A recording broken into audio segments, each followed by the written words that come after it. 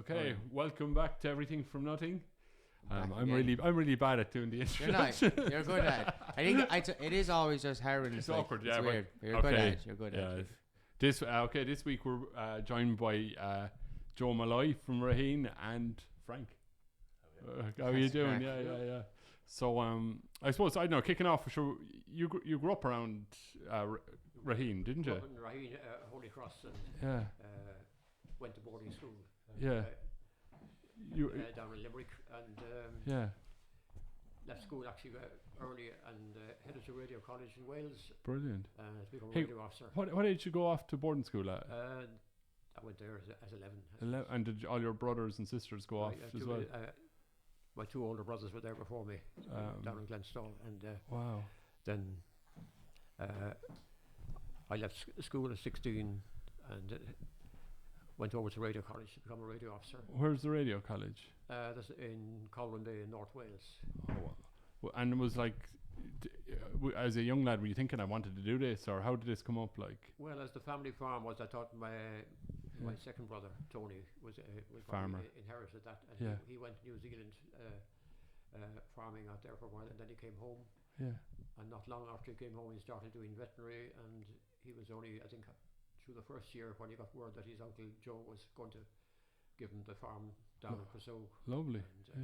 And after that, then I knew that when my seafaring days were over, that I'd be coming back to Raheen. Oh, lovely. farm eventually. Oh, that's cool. Yeah. And were you excited about like going off to radio college, or did you know what you were heading into? It was completely new, away from home and away from family. Yeah. And I made friends there, which I still have after 60 years. I Wow. still get in touch. That's so cool. And from there, you had a choice when you qualified, Yeah. whether maybe you joined with the main group with Marconi. Yeah. They managed an awful lot of radio officers. But then you had some private companies as well, and I joined BP Tankers, Class. and which was a great company to work for. You had very good paid leave, and you could really have a choice of ships. If you wanted to save money, you went on the large cruise carriers, Yeah.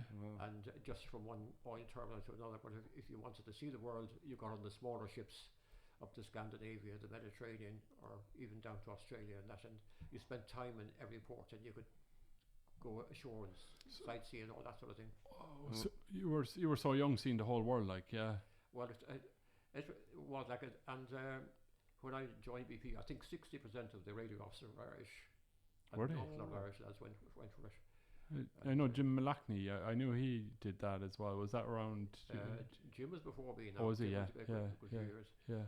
And Dick O'Dwyer in Parnell Street now. He did it as well, did he? There's a lovely story there. Yeah. I remember we were based in a place called Quinana outside Fremantle, which was the oil port. And I'd been ashore in Fremantle. I did my shopping and posted mail and that. Yeah. And I heard there was a very good film in town. So I walked up to this guy in the corner. I said, "Could you ever tell me what the cinema is?" "I don't know." He says, "I'm a stranger myself." Well, not at all was an Irish accent, it was a Thurles accent. It was No way. Dick O'Dwyer. Dick O'Dwyer from Parnell Street. Mad. Where were you? The chance. Yeah. And in Fremantle, Oh my Australia. God. Australia. So I'm afraid to say we went back to his ship and had a few beers. Oh, that's class. That's Wow. Yeah. And you were in. I saw a really cool photo of you snowed in or frozen in somewhere. Where's that? That was in the Baltic, and it was actually quite a very Scary. nerve-wracking experience. So the only time when I was at sea that was in a very dangerous situation. Yeah. If people are aware that when you pass the top of Denmark, the Skagerrak, and go into the Baltic, the water changes basically to fresh water. Okay. And we were up off the east coast of Sweden, and we hit a hurricane force wind, and the temperature was minus 23. So as soon as the spray hit any of the rigging on the ship, it was instant ice. Oh, wow. And there were 6 ships lost around us that night, and we couldn't go to their assistance because we just barely kept our own head into the wind. And when the storm abated the following morning, we were going into Norrköping with 700 tons of ice on deck. What? And we happened to be trading in cooler waters for the next 2 months from the UK back to Scandinavia, and it took 6 weeks to get rid of the last of the ice. Yeah. Whoa. But it was And were you able to move, like, or are you just inching we were along? barely able to keep it, but the sound of the wind wasn't a roar; it was just a scream. I've never. Wow. It was force 12, like hurricane force 12. What was that like feeling like? Was it scary then, like, or was it was you scary. used to In it? fact, I remember one part of the evening I heard a crack like a rifle crack. It was our main area and snapping, Yeah. and we were out of contact with everybody then, so. Wow. But And how long did that go on for? it went on, I suppose, for about 6 to 8 hours, and then the following day we went into a place called North Coping, and there was an icebreaker going in ahead of us just to clear the track. Lovely. And I think on that occasion the pilot came out in the car, and we were able to put the ladder out to the edge, and the pilot steps on the ladder onto the ship. Yeah. That's mad. Normally it's out in open water, it's a pilot boat. They come on. Are you just inching along in that ice, or are you kind of we're moving? moving. I mean, the icebreaker had a job done for us. Okay, yeah. And Wow. we were in another port up there, Sundsvall, which is quite a lot further north than Stockholm, and we just got out with 24 hours to spare. Otherwise, we'd have been iced in for the winter. Really. But these were things like you were there in the cold, and then you could be in the Gulf or down Australia, and the other extreme, the heat, which is. It must have felt like being on another planet, like just. I don't know. I always imagined that, like, just being surrounded by nothing but ice and water. It's like you're not used to that, like. Quite daunting at the time, but yeah. They're used to that up there. Yeah. And did you think like you could die here? Like, you that scary? Like. And the thing about being at sea in that weather in those times as well is you literally are just using semaphore, Morse code, and shortwave radio. Yes, So the only form of contact you was don't have any computers. Morse code. You're so vulnerable, yeah. And we used to get messages from London. If it was off Melbourne, the messages would come through on high frequency Morse code, and I'd have to take them up to the skipper and tell them the good news and the bad news, where we were going. And was that all for oil companies, like? It was for BP tankers, yeah. And what, you'd be heading to collect something, or? Well, on the large ones, you'd be going from, say, sometimes we used to load crude oil in off the coast of Syria or the Lebanon, and go back to Finnark, Lough in Scotland, or Milford Haven. Wow. You know, deep water ports. Wow. And on one of them now, we went out to the Gulf in ballast, light ship, through the canal. Yeah. But we were too deep to come back through the canal, so we had to go around South Africa, back home. That way. Would you ever have anyone trying to rob the ship or anything like that, or? Nah, that was before pirate times. Was it? Yeah. That's afterwards. Yeah. Wow. But at sea as well, I still made some great pals, and I still got Christmas cards. Oh, that's cool. And some of them have dropped off, I know, at this stage, but. Wow. What was the story you were telling me? You were saying something about the chef getting stabbed. What was that about? Oh, that's an occasion that we were in a port called Budge, which is the oil port for Calcutta. Yeah. And we normally a day or so after when you go ashore, wherever it was, and I remember we were ashore one night and we heard that the ship's cook got stabbed or something, and I remember I was carrying him on my shoulder back to the ship, and thank God it wasn't too serious. Yeah. God. These are things that stick in your mind, Wow. Yeah. You must though as well. You were saying still getting the letters. Like I'd imagine, like forming those friendships, like in a situation like that where you can't get off the boat. It's like they must have been very strong friendships, like, or creating strong bonds with people that like a lot of us will never get the chance to, absolutely to that level. That must have been. The ship's crew have a special kind of link together because you do so much of your life together. I was 5 years at sea, and pretty much everyone who was on my team, you'll still keep in touch with them. That's cool. You Yeah. message them out of the blue and then immediately go back to normal conversation. Yeah. Because it's one of the lads, And how long would you be on a same boat with somebody, or when you were on it, like? You do 6 month or 9 month contracts. Wow. But the other person might have started 3 months ago, Yeah. or they might have just be finishing in a week. You don't know. Oh, So yeah. Or there's other times Yeah. the person is there the full duration of your contract, so both of you spend the 6 months working side by side the whole time. Wow. Or you meet them on the next ship. Yeah. And they moved on, but then you moved on and you end up on the next one. I think it's fascinating that the two of you are like radio engineers, and both of you went to sea. That's and so we're interesting. from Holy Cross, the seafaring town of Holy Cross. Quite a few lads in the area, I'm sure, went to sea, and they have equally good stories to tell about it. The more like I hear people, like if I was working in Cork recently, someone said, "Oh yeah, I worked for that other cruise line," or someone says, "Oh yeah, I was at sea with those," and I was like, a lot of people actually did 1 or 2 years anyway, because it is literally, as we said, greatest way to get paid to travel. Like I went to places on Earth, and you went to places on Earth that you would never imagine going out of your own pocket. And what was the weirdest or maddest kind of places that you've been to? I remember spending my 21st birthday in Darwin, North Australia. Lovely. And I think a couple of 2 years after that, the town was wiped out with a cyclone or something. Whoa. And were you able to be in touch with home when you were how were you in touch with home? You get mail, the company send you out mail every now and again. And how would your parents or whatever write to you? Like, where did they write to you? They just send to the head office in London. Okay, yeah. Okay, yeah. And They'd send it to wherever you are then, kind of thing. Absolutely. Okay, Yeah, yeah. the same way. Like, there's always one postal address that a ship will use, be it the company or if you know the itinerary, you can go to the seafarer's house or the port master and send it to the port. But that's kind of risky, so usually it's always just that one address, and everything has to be shipped through that. Yeah. But you, on some of the smaller ships now, if you're coming back, say from Australia to the Gulf, and you weren't in any great hurry, sometimes you would stop for nearly half a day for engine repairs. Okay. And we used to take part in a bit of shark fishing at that stage. It's probably illegal now, but we used to go down to the ship's cook and ask for a bit of meat that was maybe slightly gone off. Yeah. And from shark meat, is that right? Yeah. Oh wow. Yeah, I go down to the ship's bosun then and get a hook and make it sort of a makeshift hook and about 10 feet of steel wire, about a bit thicker than your thumb, and then ordinary hemp rope after that, and throw out a bit of waste blood into the water and wait about 15 minutes and then throw out your bait, and sure, within 10 minutes you suddenly see the line go taut, and we used to actually put it onto the ship's windlass and crank the steam windlass into action, and this thing would come over the side about 6 foot and flapping away. Wow. Would Would you eat it? And on that ship, I think it was Indian crew, and we asked the people in the galley, we cut the shark's head off, and if they had a very old pot to boil up the head, we had to, I think, cut it into a couple of pieces and put it in and boil it about 3 times, and then tap the head or the jaw on a table, and you get all these shark's teeth for souvenirs. Wow, that's funny. That's cool. These were the things that pastimes. You didn't eat the shark, did you? Oh, They did, yeah. That was they're catching it that for shark food. for a couple of weeks after that. And Would the you? Indians said they ate it for a while. Oh my god, that's class. Yeah. That's good. Maybe I don't know if you said it when I was messing around with the audio stuff, but did you how maybe if you did already say it, I don't know, but how did you get into? Because you were young when you got into it, yeah. Did you talk about that already? Oh, not really. No, in terms of hearing about it, where did you first hear about the radio officer as a job? I heard about it from somebody locally, or my parents heard about it, and they suggested it to me, and I said I certainly give it a go. Wow, that's interesting.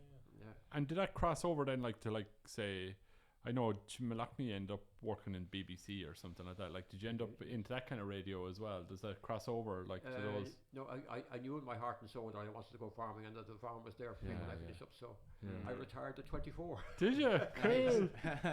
That's brilliant. And did it get restless, coming back to the farm, or was it grand? I think Frank would relate to this. When you've been back to the same port 3 or 4 times, you've had enough. Is all it? it is. Yeah.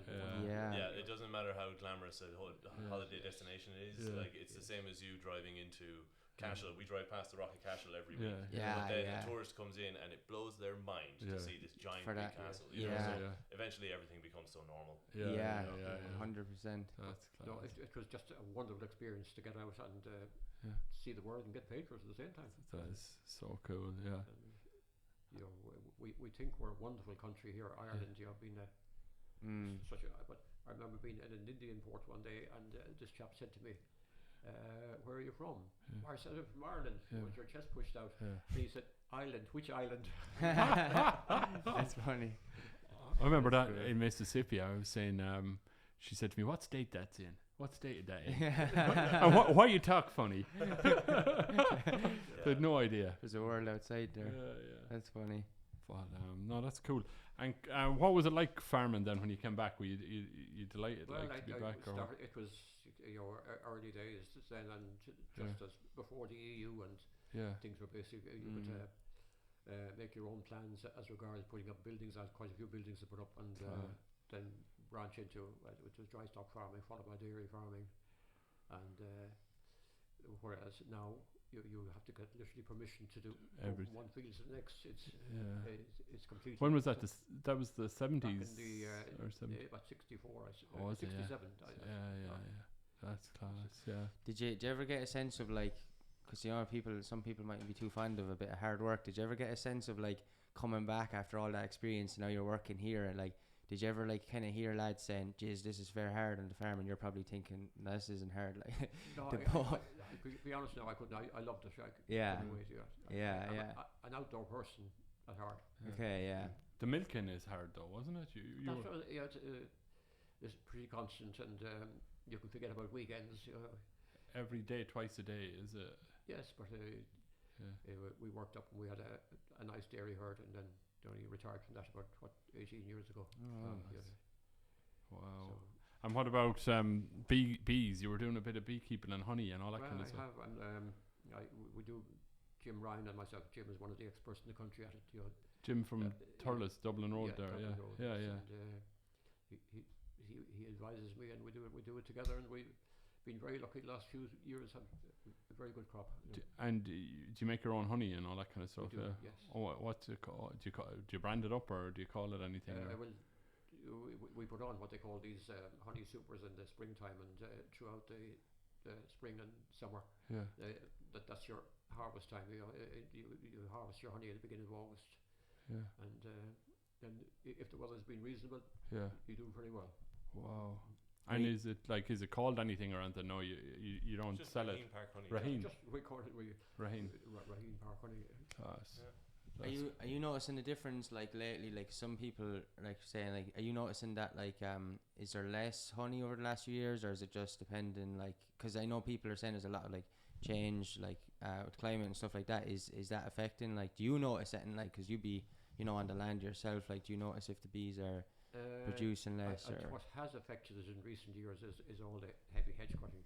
Okay. And I would possibly be as guilty as anybody else, but I've stopped that now. I'm letting the hedges grow up. Okay, right. To let them blossom more, and again, a lot of the sprays and that haven't helped. But I think the EU is clamping down on that now at this stage. Yeah, because I do think there was a state like it was hard for farmers to produce stuff without. But I do think now that they're finally figuring out ways to, keep it organic and natural and still grow mass amounts. I think it is heading in the right direction, which is good. Like it's become quite a balancing act now. And being able to make a living out of the place. Yeah. And keep the environment at the back of your mind as well at the same time. Yeah. Can you play with the flavour of it by planting different? You can't influence it like that, can you? The honey. No. I'm sure you could. Yeah. You could. I know, but some honey has a different effect. Like you have this thing now with oilseed rape, they call it. You get this yellow blossom in April. Yes, I noticed that. You have to harvest that honey quite quickly because it crystallizes very quickly. Oh, okay. Otherwise, and once it crystallizes, you can't extract it. Can you out of the comb? Oh, okay. If it gets crystallized in the wax. Oh, I know what you mean. Yeah. But if you get it out and it crystallizes, you can get it going again. Can you? Yeah. Wow. Oh, that's cool. But it's just fascinating to watch them working and the different plants that they use. Yeah. Very good. And how much it's always interesting to me how much we take for granted, how much we rely on those like tiny little creature that just flies around like, and like they're literally holding up our whole like world. Like it's mad. Like, well, I think it was stated by a beekeeper at the beginning of the 20th century. He says, if bees go, mankind goes. Yeah. I think they say we'll do 12 to 18 months after the bees. That's our wow. time, That is mind blowing. Wow. Yeah. There was something about, I heard someone on the radio talking about they were going to create these bee corridors, something like, so I could say I'm signed up to it and next door and all that. They were trying to do this in Dublin. Now I don't know, did they do that down here? And there are a lot of rooftop apiaries appearing around cities now in Dublin. Actually, Paris made a law, or France maybe. I don't know if it's nationwide, but I know that in France they made a law that any new building had to incorporate some form of roof garden or cool. some planting at least. That's amazing. Like, that's brilliant. And the other, as regards beekeeping, the other interesting aspect in recent years has been, say for instance in America, the beekeepers start in the southern states, say in January, February, where the blossoms are down there, and they have articulated trucks that take the hives move them further north every 6 weeks. Oh, that's cool. And it takes about 3 or 4 days for the bees to acclimatise themselves as regards homing back to the hives. But they were having problems with colony loss, losing hives, and they reckon that the mobile phone signals were affecting their homing instincts to a certain extent. Oh, whoa. I never thought of that. Wow. Oh, that's interesting. God. And you see, there was a kind of a big thing as well about, I don't know, I saw it on TV or something about them cutting the honey, that there's more honey sold in the world than produced in the world. Did you ever see that? No? They were cutting it with something, with sugar, I think. They were mixing it with water and sugar. Really? Yeah, Oh, there's companies been found to be adding sugar water. Yes, and especially from the Far East, I think a lot of it comes, that's been diluted, Without labeling, like without telling people. I don't know. They know the amount of honey produced in the world, and maybe they're double sold or something. That's produced or and something. as well with Manuka honey, pure Manuka honey from New Zealand can be very expensive. Yeah. And then sometimes you see it for very cheap. And I noticed that as well. It's like, this is actually just 10% Manuka. So you imagine the likes of Raheen or honey or whatever, people, they feel safe buying it local because they know where it's coming from. You know what I mean? And it's good to eat honey from your local area. Oh, is it? Yeah. Local pollen and allergies, apparently. It's meant to be good for hay fever. Like, if you have hay fever, chances are, if you eat honey, then you are used to the local pollen, so the chances of you flaring up with hay fever is less. Yes. And it's also like connected as well in terms of like even like the air we breathe, like the whole like ecosystem. It's like we forget that we as people are in the ecosystem too. So like like even part of that, like eating the honey that's in the same ecosystem is gonna be all connected in some ways. What about you, Frank? What about your seafaring days? Like, it was something different. It was cruises and stuff, was it, or what was it? Yeah, it was cruise ships. So I'm a sound engineer, so I did the sound for the shows on board the ships, and those ships just happen to have, that company I worked for, Royal Caribbean, just happens to have a lot of large ships with a lot of large theatres. And I suppose the travel bug was from an early age. I left in 2011 and I was gone for the guts of 10 years on and off. 5 years of that was at sea, because I actually was in Oz and I had a friend from Ireland who I went to school with, and he was working at sea, and he was like, man, this is a great gig, I'm making good money and I'm traveling, and I was like, I'll give that a look. And was he doing sound engineering as well? No, he was actually working in the shops in retail, selling jewellery. And I was in Australia at the time. I'd been there for 2 years, and my visa was expiring in about a month, I think. And so I was at a house party with some friends, and I was wearing just swimming shorts and flip-flops, and I got the message that we'd like to Zoom call you now. So I went into with my mate, a Scottish mate who lives in Australia now as well. I went into his bedroom or his office, and I put on a shirt, and I was sitting there in swimming shorts, and I have a shirt on, and did the interview holding a laptop. And then 15 days after I left Australia, I flew to Ireland, and then flew to Barcelona to join the ship, and then went out to sea. Oh wow! And so that was the first ship, Splendor, around the Mediterranean, and from there I was hooked. Because and was it the Mediterranean mainly, you are? First contract Mediterranean, second was the Caribbean, third was the Caribbean again. The Caribbean must be beautiful, is it? I mean, they probably all are, but like, it is, but it's also like the way tourism has normalized the south of Spain to be. They're all the kind of same hotels, they're all the kind of same design of the complexes. The Caribbean is entirely that. To the point where there's some parts of the Caribbean where you can't find a public piece of beach because all of it is private hotels and clubs the whole way around. All of it. So the Caribbean's nice, but like it's very commercial. It's the south of Spain for what for the States. But the next two contracts then after that were in Asia, from China and Japan, and that was amazing. That was incredible. What was that? What was the difference? Like, just I suppose different culture. That must have been cool to see, like complete. Different culture, entirely different different audience, different shows, different entertainment, different everything, so like we would be in the States obviously putting on a lot of very American centric shows which revolve around like the Rat Pack and Elvis and stuff like that. When you get to Asia, there's a lot of more artists from their 70s and 80s that we haven't heard of, like Teresa Tang is absolutely gigantic in China. So if you have a Teresa Tang impersonator who's doing a show, it's like the Asian version of a Celine Dion concert. I never even heard. Never heard of her. She was from Hong Kong, and she was just a famous singer. She was very popular. And there's a lot of other bands like that. Like there's a rock and roll band from China called Beyond. So if you had a Beyond cover band playing, then all the guests would be rammed into the theater because they want to see that. They're like the Chinese Bon Jovi. So it's a totally different thing. And our orchestra on board will be a 9-piece band from around the world. They could be from South America, North America, from Europe, and from Russia, and from Ukraine, and from everywhere around the world. And they get given the sheet music to play this new Chinese pop song. They just have to just play it. Like any trained musicians can of course do that. But it's a new sound, it's a new way to think. So and then also when the person is doing the banter and the chit chat to the audience, you haven't a clue what's being said. Yeah. So that's happened to me in I don't speak Spanish, I don't speak German, I don't speak Chinese, but I've done a lot of shows in all those languages. You're like, That's mad. And is it hard to know what you have to do? Like, you usually have to arrange like a big physical cue with them. You're like, right, when you're going to go to the next song, we need a big, something. We need something. And you'd be on edge all the time, probably trying to keep this, or you get into the swing of it, and then you're brilliant. You kind of get into the swing, especially like if it's a headliner, the musical director will take care of it. But for like other complex shows, that's kind of the thing about being a sound tech is being on the console. And do you get a couple? Do you get enough of rehearsal, or is it just you're on straight away kind of thing? Usually for every entertainer, no matter where they were from, they would arrive at 3 p.m. We'd have a rehearsal at 4 p.m. So they'd have flown into wherever we are. Let's say we're in Jamaica. They've flown into Montego Bay. They got on the ship at 4 p.m. We have a rehearsal. At 5 p.m. we have dinner, and at 7 and 9 we have 2 shows. So you get a 40-minute rehearsal from like 4 to 5, including setting up, dressing the stage, moving stuff around. And then you get 40 minutes to go through the whole show and then go. And are you living in luxury then compared to your dad or what? Did you get the short end of the stick? When you work for BP, they're tremendous. You used to have 6-month contracts. But 2 months leave after it. You just have 14 months. It was 4 months leave in that time with good pay. Oh wow!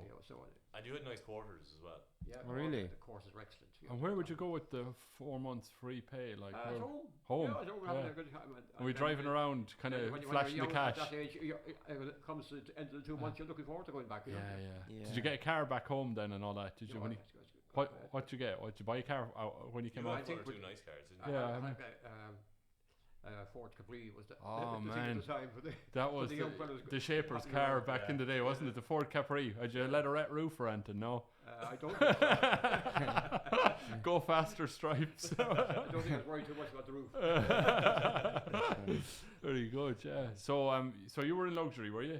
No, actually, I'd say we were in very small, confined cabins because you've got 2,500 crew and 6,500 guests. Whoa, so that many crew! Oh, it's the biggest passenger ship on earth. That was Oasis, and you were doing the show Cats on that, weren't you? Oh yeah, that was the official Broadway show Cats as well. What? So you're licensed to everything. Everything you do is recorded and sent back to the client. It's to make sure they're happy with it. How long did it take you to walk from one end of the ship to the other? Would it be? It's 350 plus 360 meters, I'd say. So 1.5 laps is a kilometer. That's mad that many people fit on it. A third of a kilometer. You said 6,500, 2,500, so like 9,000 people. So you had like the population of Turles on a ship. Yeah, that's crazy. That's mad. You tell me, that's mad. The statistics of that coming in on a Saturday, discharging 6,000 passengers, offloading laundry, bringing on stores, cleaning cabins, and sailing that evening at 6 o'clock again with 6,000 new passengers. There's only an 8-hour break between them leaving and the new ones sailing away again. Joe, you were telling me the other thing as well. You were playing cricket on board or something, was it? What? Yeah, we used to have a bit of fun. And one of the large ones, when the accommodation was all aft, she was nearly 1,200 feet long. So some of a lot of the English lads, they were into a bit of cricket. Yeah. But the rule was, if you hit a ball over the side, you had to make a new one. Oh no! So we used to get a bit of a nut from small nuts from the ship's bosun, and then some of the hemp or used rope, and you get small strands and keep winding it around. Until you make a ball. And make a ball. That's funny. And it was big enough you could play cricket on the boat. Yeah, no problem. See, with oil tankers, they just have that huge expanse across the front, And what was with all your shipmates and stuff? Was there? Could you all communicate through? You speak English together or stuff, or was there any that couldn't? They were all English. Okay, apart from some of the smaller ones, which were Indian crew, and it was just British officers or whatever. Okay, yeah. Do things ever get tense on board when you're like living in such close quarters to all these people? No. No, I don't think we ever had that. And we, as a skipper would always say at the beginning of the trip, listen, this is my ship. Yeah. We're going deep sea for 6 months. It's going to be a happy ship. Yeah. It worked out. Lovely. That's cool. I've never really known any confrontation. Like what would a day's routine on that ship when you're out in the middle of nowhere be like? Like, do you have this set routine every day, or what do you do? As a radio officer, you do 8 hours, but on 2-hour shifts. You do 2 hours on, 2 hours off. Okay. And it depends on the time zone you're in. You could start at 6 in the morning and finish 6 to 8. But and then your last watch should be 4 to 6 in the afternoon. Is there always a radio officer kind of at the controls or something? Does it have to be, or can you turn it? An automatic alarm system in the radio cabin. If there was an SOS, it was send bells ringing on the bridge and in the radio cabin. And the radio officer's cabin was nearly always right behind the bridge. Oh, like what, an SOS from another ship? Is that what you mean, or what? Yes. Yeah. And would you get that? Would that happen? I only heard one, I think, and we heard that another ship was going to his assistance. Okay. But that occasion in the Baltic in the bad storm, there was nothing you could do. Yeah, God. That's kind of scary stuff. Yeah.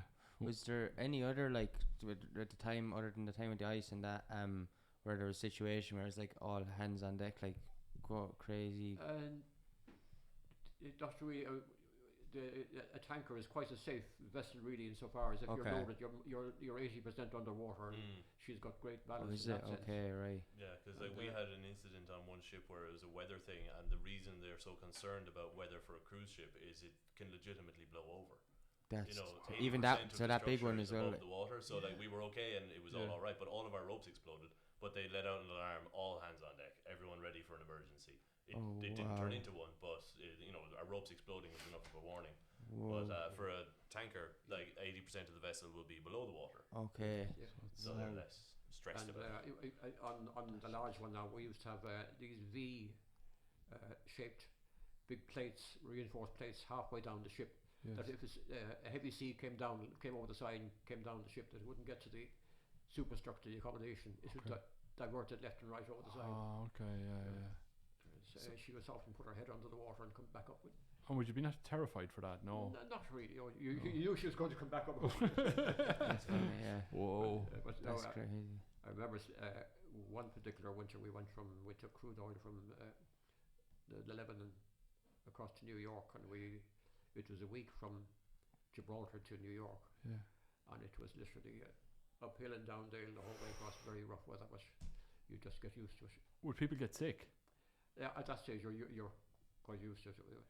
Yeah, for ship's crew, if seasickness is a problem for you, you're not going to be ship's crew for a long time. I wouldn't be ship's crew. I'd be in bits. When we have the general public has guests on, when there's heavy seas, they have to put the paper doggy bags on every door handle, every handrail, everywhere. And that does happen, does it? I was picturing these big cruise ships as being so steady that you wouldn't.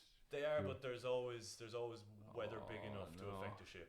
And even the tankers that would have been on would have been larger than most cruise ships. Still get that motion. I hate it. I went across to see Robben Island, where Mandela was. Oh yes. And I was jealous of Mandela that he got to stay there because I was so sick. Like on the way over, I said Mandela didn't know how I suffered. We literally went up in the air and down, up in the air, and I didn't want to hear about Mandela. The lucky man, he didn't know how lucky he had it. Yes, the Southern Ocean doesn't take any prisoners. No. But yeah, ship's crew do just it is true. Sea legs are genuinely a thing. Okay, you will get your sea legs. And then can you develop them, or am I a last cause for that job now? I don't know if I think any crew I had who had a bit of sea nausea would get it, at least once or twice a week. It did happen it's okay, to them, but they got better at dealing with it. But for other crew, like you'll have noticed this as well. If there's a long hallway on a ship and you're moving through reasonably heavy water, you'll see the ship is rocking side to side, but everyone who's walking down the hallway is just doing this naturally. They're not even thinking about it, but their bodies are just correcting. Okay. You just get that wobble. Absolutely. Yeah. And if you've had a particularly a rough 2 weeks at sea and you get ashore, you do find your legs going left and right. You're balancing. Yeah. I found getting very wobbly in Venice because I could see water, but I was standing on solid ground, and I got just really strange wobbles. And you wouldn't feel sick on ground, no? But you wouldn't. That was after being maybe 3 weeks on board because I've been doing a lot of maintenance and repair, not going out. And you can just be actually so used to the sea legs and so used to being. That was on a smaller vessel as well. I remember when I was going kayak, I took to do kayaking in college before, and it was like do 6 hours under the water every day. And I remember going home and sitting on the couch and never be able to sleep. So I never had I liked the water and stuff. Never felt weird at that. I know it's a tiny little boat, but I'd go back and sit on the couch, and the whole couch would be all night just moving like that. It was very weird. It was like a bizarre thing. Never when you got off, it was like the rest of the day was just like that. It was really weird. You used to do kayaking quite a bit at school. I used to, in Rockwell. But then when you leave school that has the facilities for it, you realise how complicated of a hobby it is. You need to come the boat and the roof rack and all the equipment. And did you do that? Did you get all the stuff? No, because I went down to college then, so I didn't have time to be doing it. And then I think you came second in the class on the Liffey. The Liffey descent once. Did you do that? Now I got my bronze in the Liffey descent junior. Fair play. That's the class. Liffey descent senior, because that is truly psychotic. That looks mental. The Liffey descent thing. Oh, it is great fun, because they start you on a lake, Swan Leap Lake, I think it's called. Okay. Above the ESB dam in Dublin. And then the race actually races across the lake, and then you get out and you run down the side of the dam carrying your kayak, and then you get back in the river. But now you are where they're after opening up the ESB dam to make it more spicy. It makes the race much more entertaining. Oh, did you ever go down any of those yokes in a canoe? Oh yeah, no, I went through some of those beers upside down. We used to do river and sea kayak. I loved sea kayaking. That was the bumpy thing. The river thing was that was what that stuff that was the thing I found hard was capsizing in rivers was terrifying. To this day, I'd still be quite nervous about doing river running stuff, but kayaking, especially on smooth water where you're just looking at the coastline, is lovely. Definitely. I was just saying. The other day, I was just thinking about. I was looking at some old pictures of the square there, Molloy's shop. Did you ever get cut to work in there when you were young lad or anything? No. No, when I was pretty young at the time. It was fascinating. There were so many stairs and places to investigate. And was that a family shop? Is it? Yeah, it was. Okay. It was where the AIB is now. Okay, right, yeah. But I don't know. Do you remember those yokes? The shuttlecock things. What was that? You pull a lever and a little capsule will go flying into the office with your money and the oh wow, and then the change will come back out. Oh wow, that's cool. Oh yeah, it was like, what was it? They have them up in the Badass Cafe in Dublin still. Have you ever been to the back? Yeah, you put a little thing. You pull a string and it shoots like a bullet across. That's cool. Yeah. Oh yeah, I have a confession to make as well. What? Why is it? Me and my brother robbed screwdrivers from Molloy's when we were kids, right? We're hearing it all now. No, so me and my brother, it was my brother's idea, right? He was all we were, I'd say I was about 4 and he was 5, so and my uncle worked there, which is even worse, So he told us, so we're in the back of the car and we're giggling we have these, so we had to bring him back, bring back the screwdrivers and all this kind of thing, and the big thing that we were convinced the guards were still looking for us. Our parents had us convinced, the guards. I don't think a crime has been fully solved yet. So that would have been in Franz's time. Yeah, it was. Yeah. So every time me and my brother saw guards, we'd be talking. That's funny. Yeah. From the. That's funny. We to hide upstairs. They thought the guards were coming. All this kind of thing. It was all. But that was my. So you never got caught in there, no, in working there or anything when you were a young lad. So it was all farm work. And did Franz as a young lad? He was in there, was he? My eldest brother Franz, he was there. He took over the hard work. That's cool. Yeah. And then, what was there anything after that then, or was it just straight into AIB? AIB straight after, was it? I think it was, wasn't it? I think the AIB took over, and he was down in the Malyard where the Dines tires is. Oh yeah. That's cool. Well, I was just thinking there a second ago, maybe it's super, I actually have no idea, but you know the Titanic was the biggest ship. Has there ever been a ship being built bigger than that still? There is, yeah. I have this picture that I have on my phone when people ask for scale, because it's a question that got asked a lot. Yeah. So I'll find it here, is a picture of the Titanic superimposed the ship I worked on behind the Titanic. Oh, that's cool. I've seen that picture. That's cool, isn't it? Wow, that is mad. So it's approximately, I don't know. That's terrifying. It's somewhere in the range of 10 times the weight. She's 250,000 tons. That ship. But you're not going near any ice anyway, so that's not too bad. The reason they can survive the weather is they stay away from the weather. Yeah. Your biggest thing was the hurricanes down the Caribbean. We had to chase into the tail end of Hurricane Maria, a few miles behind, basically, where the calm after the storm. Yeah. We had to go full speed to chase the calm after the storm to get to Miami as soon as possible. We had a cardiac case on board that the onboard hospital couldn't deal with. God. There is an onboard hospital and they're keeping him perfectly stable, but there's only so much they can do. And landing a helicopter on a cruise ship is actually incredibly dangerous and incredibly expensive, and during that weather it's just not going to happen. So we just had to go, and so the waves were like, if you picture each wave was the size of the square. Like height and width and length, you know, so just that's what you're traveling through. But because the ship is so big, you're sitting on 2 or 3 of them at the same time. You're not just going in between them. So like, and then when the really big swell from the hurricane comes along, suddenly now those waves are a half a kilometer or more. So they're so big now that you're hardly noticing them because they're so slow. But that was just because the captain obviously knows where this swell and where this lull is going to be behind the storm. He's not going very, very close to it. But yeah, there's been times on a few ships where you're going through weather where, especially like leaving Gibraltar or something like that, or leaving the Mediterranean in November, where the ship has just genuinely been slapped around the place. Or absolutely thrown around, yeah. And you can notice it when they pick up speed, can you? And like that, like that's like mad. say I remember I was doing a show where there was a sound console about the size of this glass, you know, so the sound console in the middle of the theatre, and we hit a wave from the front, and the theatre's on the 4th floor, which means the first and second are hitting water. So the 4th floor theatre, the sound console went on the table. You're joking. That's how much of a wave we hit. Right? And would you be worried when you were doing that? No. Well, all the dancers and like everyone on stage. Everyone's just dancing, having a great time. The floor goes down and up. A little extra step, did they? Yeah. So for fun.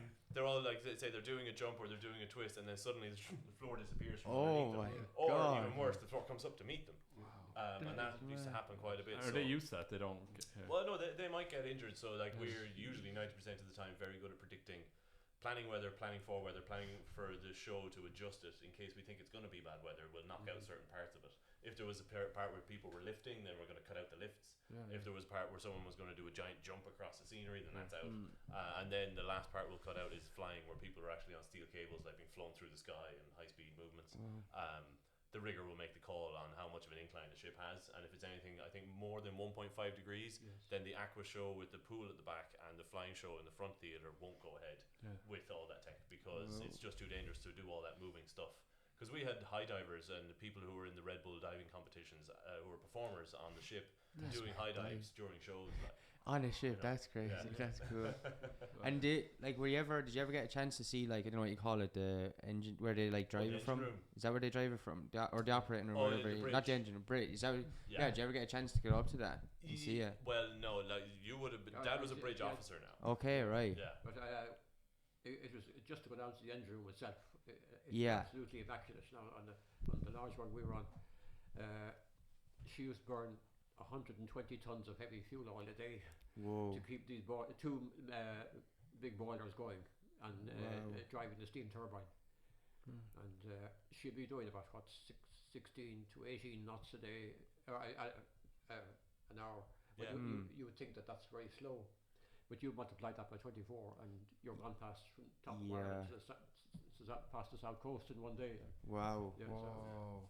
And how many how much fuel were they able to store in it? Like, how many days would you get out of it before you'd need to get? We just load if we're in ballast or loaded at the same time that we're loading the cargo. We'd load 2,000 tons of fuel oil. Wow. Yeah. Oh wow. Yeah. So you usually get probably a week of sailing.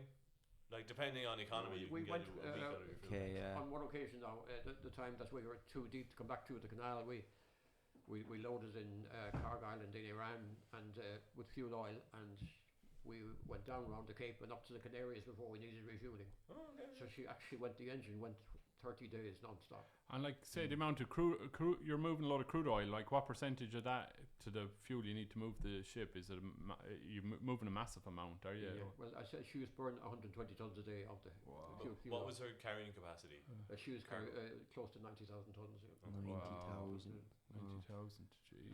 But when we were alongside Carg Island, we were in between two Japanese tankers of 250,000 tons each, so we were only a small ship, you could say. Yeah, there are some gigantic oil tankers now. I think pushing 300,000, 400,000.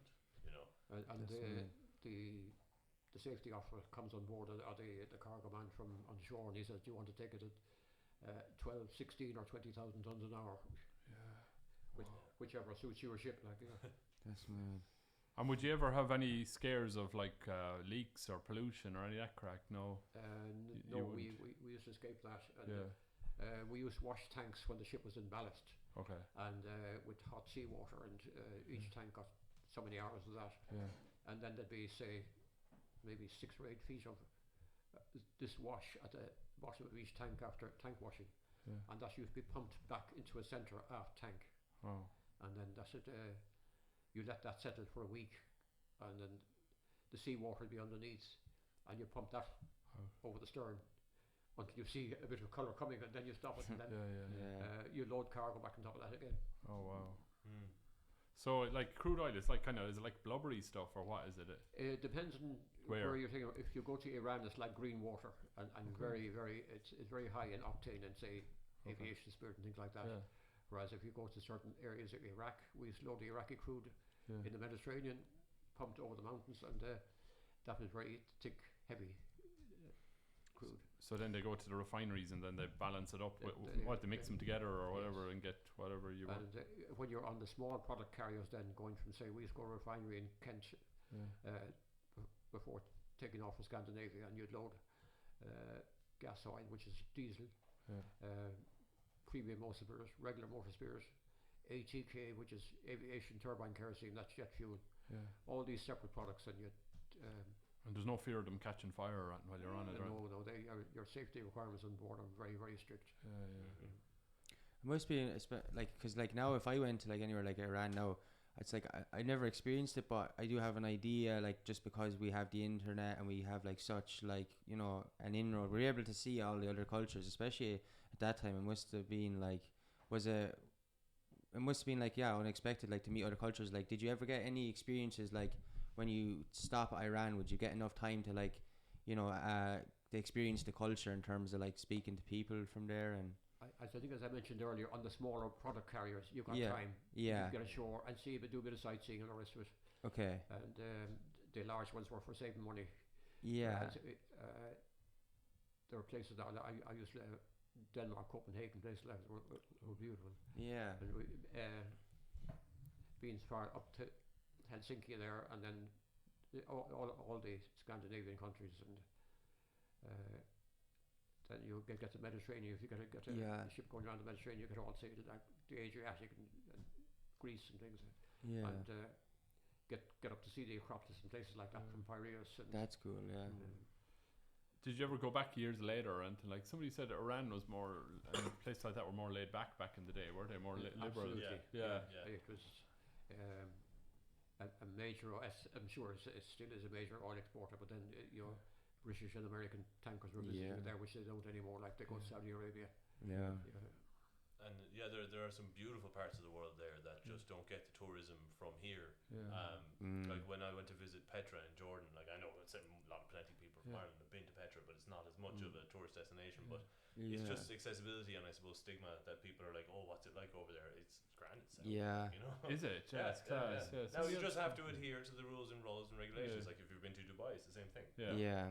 It is. There is definitely that stigma there that the Middle East is like, even in the parts where there's war still going on, there is still like a lot of flexibility, I think, or there's definitely still a misunderstanding of that, like that it's a wrecked play. There's still a lot of beautiful and functioning parts of it, like if you want a country that's really strict, look at Singapore. You can get a massive fine for chewing gum. Yeah, chewing gum's illegal, like straight up.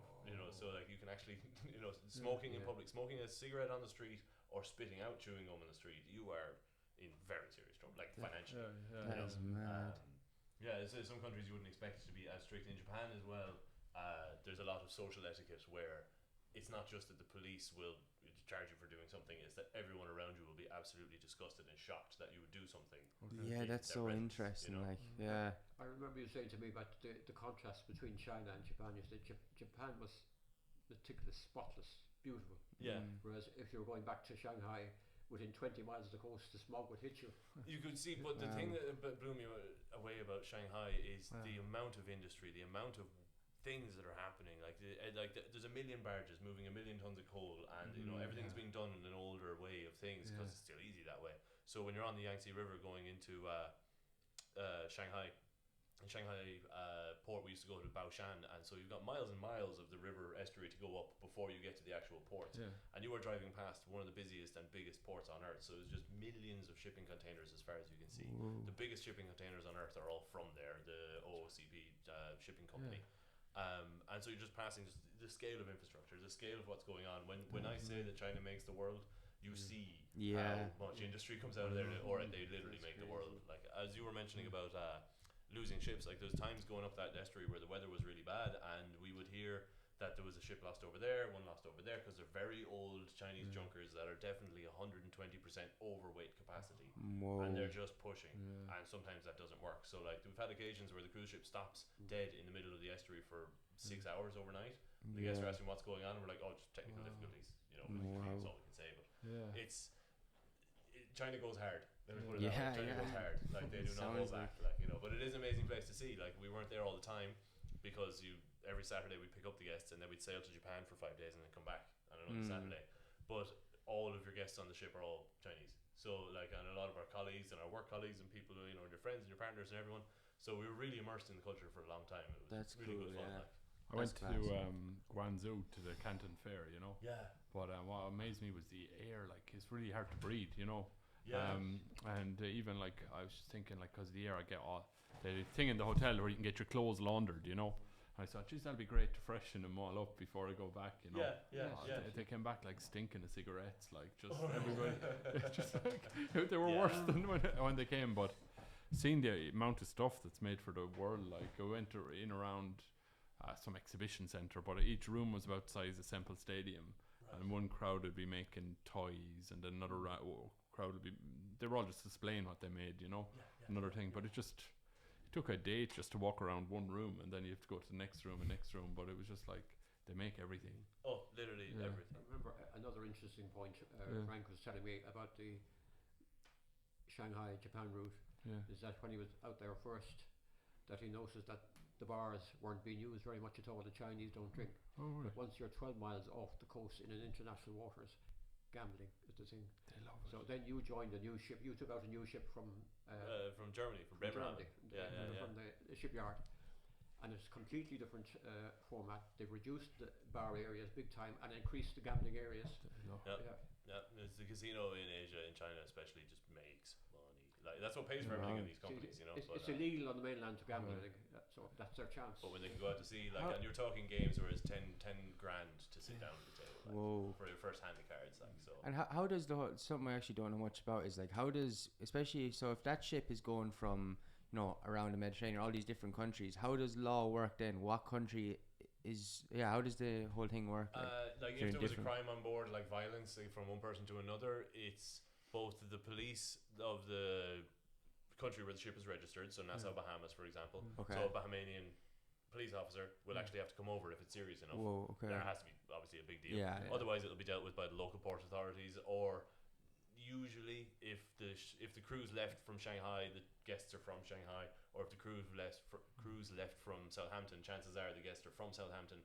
So the incident will be dealt with by the local police there. So, for example, if we had a crew member who broke the law while we were sailing to the States, it's considered that he is going to be charged by the cops in the States. You know, so that's usually how it's dealt with, and it's up to the ship's discretion to decide how much to tell the police there, so they could obviously change the outcome. You know, but thankfully, with very, very little interaction with that, and didn't have too much trouble with that.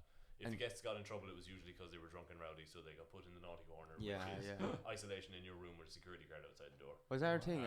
Okay, right. If the person is like considered to be a threat. Okay, up to the level genuinely considered to be a threat. When they sober up, then they're just mortified, like, are they? Yeah. Like us bringing the screwdrivers back to the lives. And then overall, in terms of the law that all ships are tied to, is Norwegian maritime law. That's kind of a little blue book that every seafarer gets. And you all get given that little. I think you probably had one as well. It was like Norwegian maritime law. That is the law of the sea. Wow. And so that's kind of the reference manual, you can say. And what kind of stuff is different, like specific to that? Like, what would it be like that would? Or is it just all sort of similar, basic? It's my memory is hazy on that now. I think it's mostly that it needed to be written down. Okay. 100%. Yeah. But I do remember on another occasion, as regards security, we had you had the Suez crisis there many years ago, and we're actually coming back towards the canal from the Gulf. We're coming up the Red Sea, and with 24 hours to spare, the captain was told to open the wartime logbooks, and he went to the ship safe and took them out, and I got the various codes, the Morse messages that would have to be sent back to, not to the ordinary Portishead radio in the UK, but back to the Admiralty instead. But within 24 hours, the thing calmed down and the war didn't happen. So the captain got instructions to destroy those logbooks which he'd taken out of the safe, and there was a replacement set already there. Single use only. Yeah. It's like we didn't have any military moments. We had one point where there was the Splendor of the Seas sailing in the Mediterranean going to Greece, and a Russian nuclear sub popped up about a kilometre away from us. That's which was at the time when the Russians were present. It was 2015 maybe 2014, and it was just a hello, we are here, just so you know, and then disappearing again, just to like get the message across. And I'd say the only other security incident we had was sailing through the Gulf of Yemen, which today is still very spicy pirate territory. So the company told us that there was no measures being taken, but we all noticed that there was an awful lot of 7 foot tall giant unit men who stood around the ship wearing black t-shirts, khaki pants, and had a suitcase with them all the time, and they definitely were not military, but they were there. And then as soon as we passed the Gulf of Yemen, they got off the next day, you know. So they were just what's in the suitcase? We don't know, but we'd like to think that they were additional security which the company may or may not probably a guidebook on what to do in these situations. Life jackets and snacks. Pirates, man, that's crazy. They'll never take a cruise ship because it's too big, is it? There's too many people. It's too and big, they'll beat them up. That's why. And cargo ships have more valuable cargo, much less crew, much less security, easier to get on. Yeah, and would they not just want to come on for see a show or something? They're just on for the 9 o'clock show. That's funny. Oh man, no, that's class. But what about the hospital thing? Was there many people in the hospital on the cruise ship, or what was? Oh yeah, there's 2 or 3 doctors for the big one, probably 5 or 6 nurses. Patients? Would you see patients? Or was every possible scenario you can think of. Think of how many incidents happen in Thurles on a daily basis, you know. And then add that up with a lot of people who were in a new environment, lots of drinking and partying and food and excess and everything. So was there a church on it actually? There was a little chapel which got redesigned, but the chapel was used for marriages. They can have non-official officiated marriages and official officiated marriages. Was it like a neutral? Because I'm just wondering, like, if so many different religions and cultures being on the one. Usually, the chapel on board was usually for. That was, I think, 1 or 2 ships that sailed in the American market, so it was a traditional Christian. Affair. But then most of the time, if they were doing I remember one really surreal one when we were crossing. I think we were doing. From Bermuda to America. We were going back from Bermuda and we were on the big ship Oasis. And so we had mass on board because there was a Sunday and the guests want to go to mass. But the priest had to say mass on the set and stage of Cats the musical. It's on in like 2 hours time. We don't have time to take it down. So he's standing there on the set of Cats in his normal robes with his little small folding table. That's funny. That's brilliant. That's very good. What about like people being born at sea or dying at sea? Does that happen? I haven't seen births, but deaths were probably 1 a week. Oh, was it? Whoa. I suppose like it'd be a small town like this. Tended towards a market of people who were not suited to flying for various reasons, be it medical or anything like that. So it kind of focused more people towards cruise ships who maybe had a predilection to medical issues. Not all of them, but just a certain percentage. But that like safety and accidents was very rare. They were very good for it, and there was a huge amount of training and stuff going into it. So safety and like actual accidents weren't such a big deal, but guests for various medical reasons, that happened a lot. How often would you on yours have boat drills now? Every week. Every week at least, or every cruise. What's boat drill? Emergency procedures, launching lifeboats and things. It's like if you did a fire drill where you actually set off the smoke alarm in here, and then you actually all pick up your phones and laptops and leave the building and stand on the road, going through the full 9 yards every time. Every week. So like every week, every time, and it can be a 4-hour process if you've 2,500 crew. So you are 4 hours from 7 a.m. doing this while the guests are out in they've just arrived in Mexico, for example. Okay. So Yeah. the ship is empty of guests. Okay. Now all the crew are going to do a Oh, 4-hour wow. drill Yeah. on how to do fire safety. Yeah. And is there imaginary guests for that drill? Like, do you say what you'd be doing with the guests? If Yeah, and then Yeah. other crew members can be used as Yeah, crowds. okay. Sometimes the safety officer will come in and he'll say, all of you lie down, you're all unconscious now. Yeah, And then yeah. he'll get the rest to carry you. okay, something like that. okay. God, Did you do that, Joe? Like, with your thing? No, I think we're a little bit more lax on that. What did you say? Hope for the best. Where's the life belt? We were busy shooting sharks or something. Right, is the lifeboat still attached? Yes. It's all No, good. I honestly funny. think if anything happened in one of ours, we'll be up in the sky somewhere. Yeah. Did you ever have a fire on board, Joe? No. No, thank No, you. no, No. I know one of ours, a sister ship of ours, in a place called Outside, my first port of call in Qatar years ago. Yeah. She actually exploded when loading. Were they all killed? Lost Yeah. a good bit of the crew, yeah. Oh God. What was the one off Valencia where they were doing repairs? I'm not sure. You had the one in Bantry Bay. I'm trying to remember the name of it now. That went on fire there. Remember the Bantry? The whole jetty was nearly burned down. Yeah. I thought it was interesting as well about the names of the boats. So you've kind of parallel thing going with Oh, names what of is it? boats. Then Yeah. Oh, the fact that you were on the Splendor and the Vision and I was on the Splendor and the Vision is. Yeah, so it was Oh, wow. when Dad went to sea, his first ever ship was British Splendor, and his second ever ship was British Vision. And so Okay. about nearly 50 years later, when I went to sea, the first ship I was assigned, you don't have a choice, it was Yeah. Splendor, and the second ship I was assigned was Vision. That's mad. I nearly made it a trio because the next ship would have been Navigator. Navigator. But instead I was went on to Navigator as yeah, well, so it would have been a trio, That's but I got mad. transferred somewhere different. That's mad. And did you get caught with COVID then on the boats or anything? No. No, I left ships around 2019, Cool. and then Right. was in London for COVID. Oh no. Not very exciting. No. Yeah. Yeah. Yeah, we finish up there anyway. Good hour out. That was cool, and it was really interesting to hear like two different types of ships. Like, yeah, that was really cool. I actually genuinely didn't know that. I'd say it is just like a different world, like it is mad. Like yours is like a town floating on sea, like, and then Then yours is his like ships might have only 7 or 8, 10 people. yeah, like Yeah. that's mad. Like Well, I don't know. But it was just, I think, an Irish thing that an awful lot of Irish people, young Irish people at the time, they wanted to travel, they wanted to see the world, and it still happens today. Yeah. I think, most people maybe they've just got a degree and they want to See it all. take a few years off or whatever. Yeah. And Nowadays, instead of going to sea, they go to Sydney. Yeah. Exactly. Yeah. Yeah.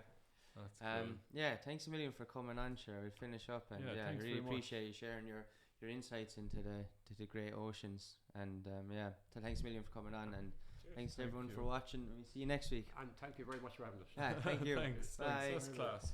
Thanks for Fair that. play to you.